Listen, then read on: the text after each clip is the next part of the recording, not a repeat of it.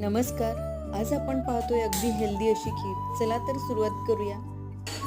गॅसवरती मी कढई तापत ठेवली आणि यामध्ये 1 चमचा तूप घातलं. तूप छान वितळलं की मग यामध्ये बदाम आणि काजू घातलेत व थोडेसे मखाणे घातलेत. तर हे मखाणे अतिशय पौष्टिक असतात शरीरासाठी आपल्या, कारण यामध्ये भरपूर प्रमाणात अँटीऑक्सिडंट असतात. तर आपण या कढईमध्ये 1 लिटर दूध घेतलेलं आहे आणि हे दूध छान उकळ काढून घ्यायचंय.